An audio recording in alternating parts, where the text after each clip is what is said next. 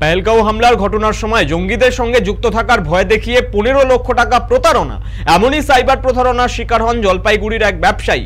পরবর্তীতে Jalpaiguri cyber crime থানায় অভিযোগ দায়ের করেন ঝন্টু বোস নামের এক ব্যবসায়ী।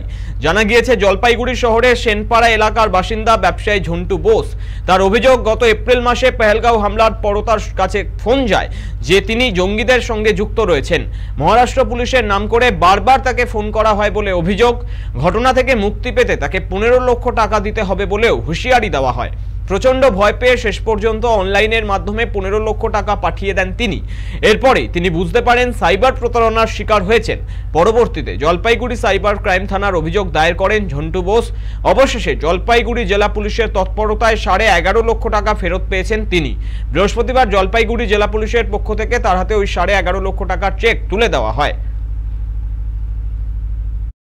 অনেকদিন চ্যাটিং হয়ে গেছে, তারপরে একদিন বন্ধু অনেক এবং যে টাকাগুলো আমরা চিটিং ফ্রড, যে ফাইন্যান্সিয়াল ফ্রড,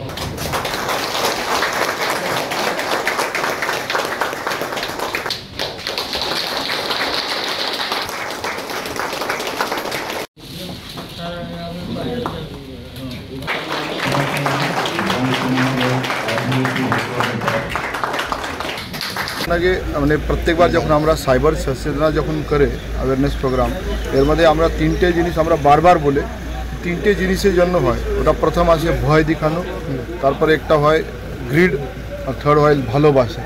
3টে জিনিসের জন্য মানুষ বারবার এই সাইবার ফ্রড মধ্যে যুক্ত হয়ে যায়।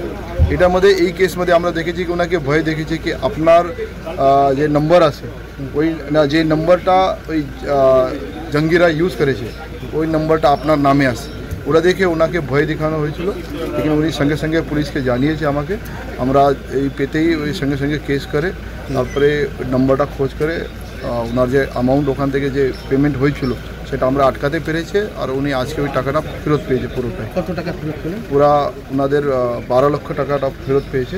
তো এইরকম আমরা আজকে মোট 3টে কেসের মধ্যে, যার একটা 6.5 লক্ষ টাকা, একটা 12.5 লক্ষ টাকা আর একটা 76,000, এরকম 3টে আমরা ফেরত দিয়েছি বিভিন্ন কেসে।